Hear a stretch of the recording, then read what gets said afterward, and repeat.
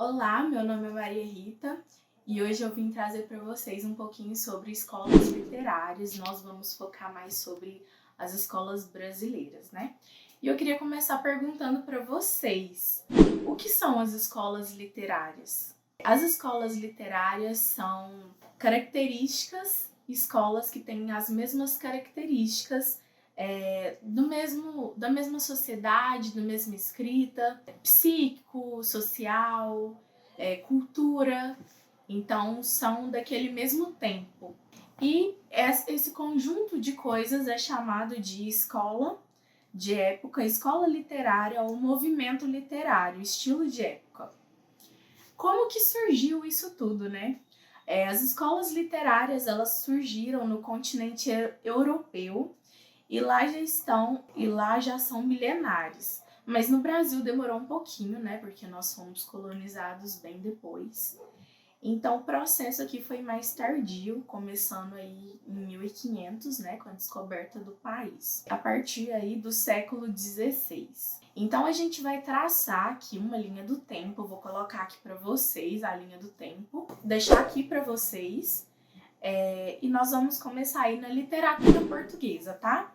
Então em 1189 começa aí as cantigas, né, na literatura portuguesa, que são o trovadorismo, né?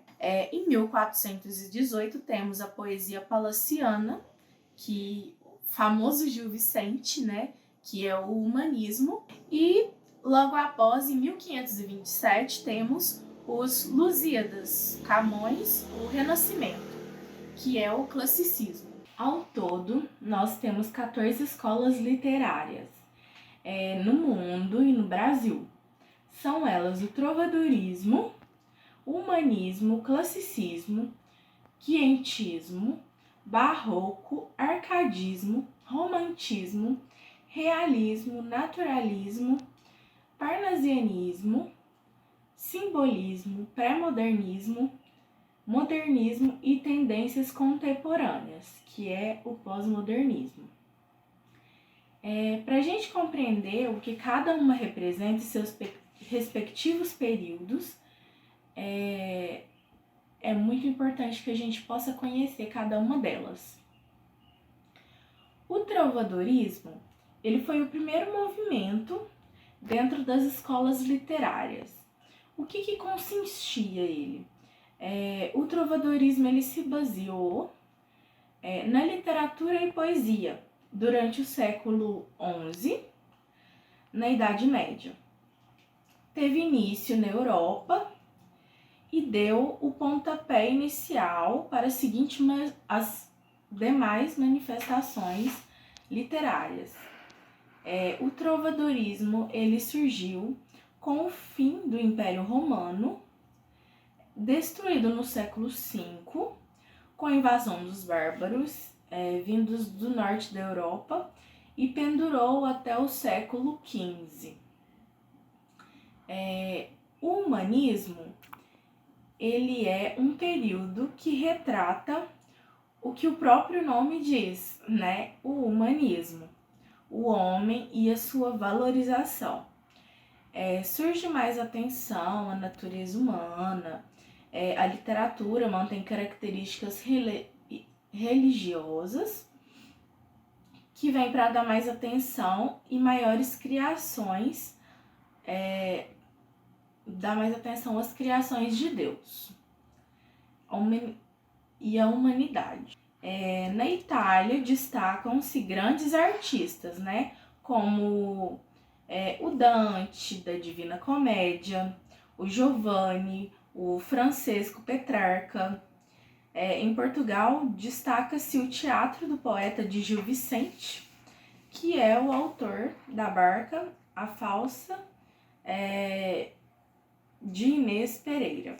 Já o classicismo, o racionalismo impera nesse período, que gerou muitas reflexões em toda a sociedade, principalmente nos artistas.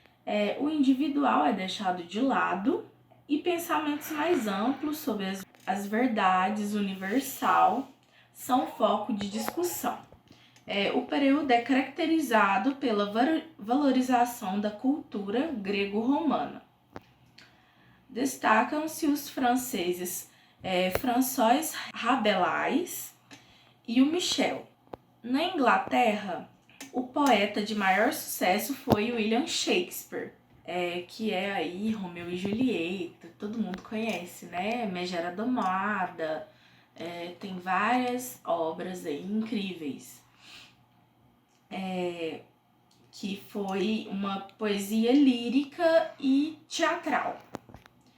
Na Espanha, o Miguel de Cervantes cria novelas humorísticas e cria o personagem Dom Quixote e seu escudeiro Sancho Panza, na famosa obra Dom Quixote de la Mancha.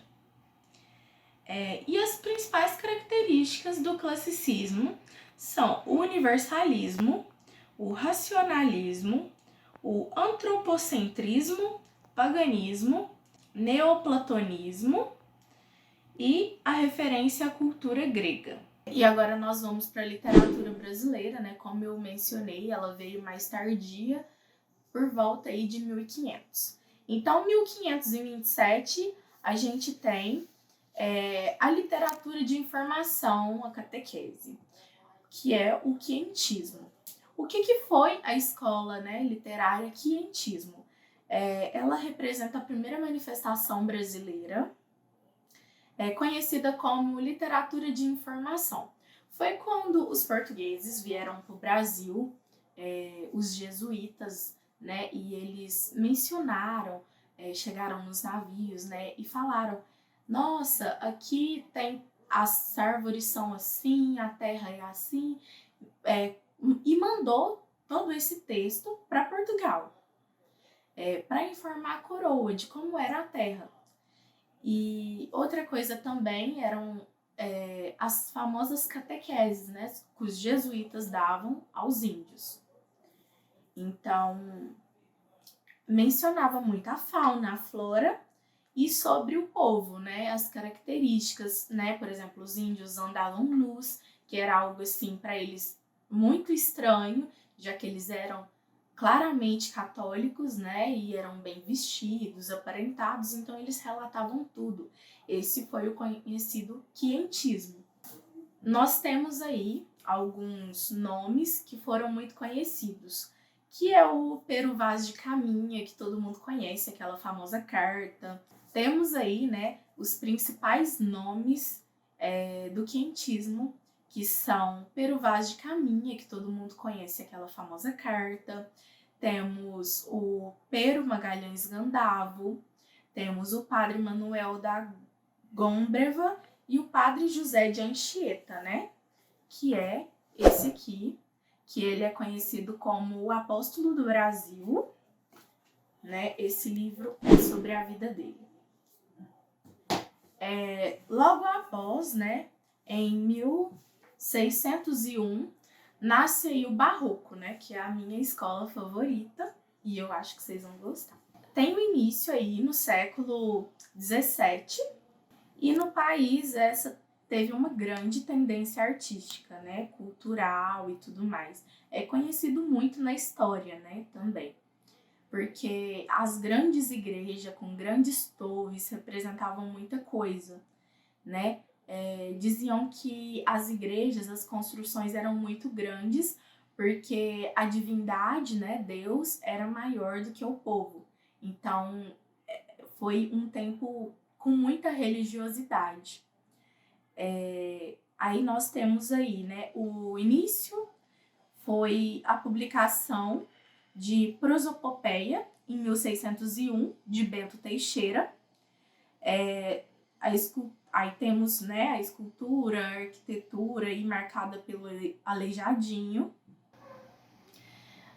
Nós temos aí as principais características da escola, né, que são a linguagem dramática, né, a divindade e tudo mais, racionalismo, exagero e rebuscamento, uso de figuras de linguagem, a união do religioso e do profano, arte dualista, jogo de contrastes, a valorização dos detalhes, né, como eu mencionei, as igrejas, as construções, o cultismo, que é o jogo de palavras, o conceptismo, que é o jogo de ideias, e o principal, assim, um nome muito famoso desse período é o padre Antônio Vieira, que são muito conhecidos pelos sermões dele. Nós temos o arcadismo, em 1768, e no Brasil teve um marco inicial com a publicação das obras poéticas de Cláudio Manuel da Costa, em 1768. E vale lembrar, né, que o nome provém de Arcádias, ou seja, das escolas literárias da época. Os principais escritores brasileiros deste período são Cláudio Manuel da Costa, Santa Rita Durão, Basílio da Gama e Tomás Antônio Gonzaga. O que marca, né, as principais características desse tempo são: era uma linguagem muito simples, eles exaltavam uma natureza, tinha um tema simples, a linguagem objetiva e muito clara, né? Essas eram as principais características, assim, desse movimento, dessa escola. Logo após, nós temos aí o romantismo em 1836, né? O romantismo, que era a exaltação do índio, né? O romantismo, ele se caracterizou, no primeiro momento, pela busca da identidade nacional. Ele buscava o resgate das tradições e valores da cultura popular e do folclore. Então, trabalhava muito com o tema índio. Temos aí muitas obras, né, indígenas, a exaltação da natureza, regionalismos e a realidade social do país são muito explorados pelos autores. As principais características eram o amor platônico, a idealização da mulher, a exaltação do índio e da nacionalidade, e tinha um rompimento clássico, assim, com algumas coisas clássicas eles rompiam bastante, e tinha, assim, a religião. Então, nomes, assim, grandes nomes desse período eram Gonçalves de Magalhães, Gonçalves Dias e José de Alencar. Também Álvares de Azevedo, Cassimiro de Abreu e Castro Alves. Agora nós vamos para o realismo e o naturalismo, né? São duas escolas literárias de domínio no fim do século XIX e no início do século XX. Sua contraparte na poesia é chamada de parnasianismo. Apesar de se parecerem, o realismo e o naturalismo têm algumas diferenças, sim. Apesar que o realismo é o predominante. O mais importante autor realista, né, da época era o Machado de Assis, que tem uma obra conhecidíssima, né, até hoje. Quais são, assim, as principais características até que se difere do romantismo, né? Eles sugerem uma representação fiel da realidade, da sociedade.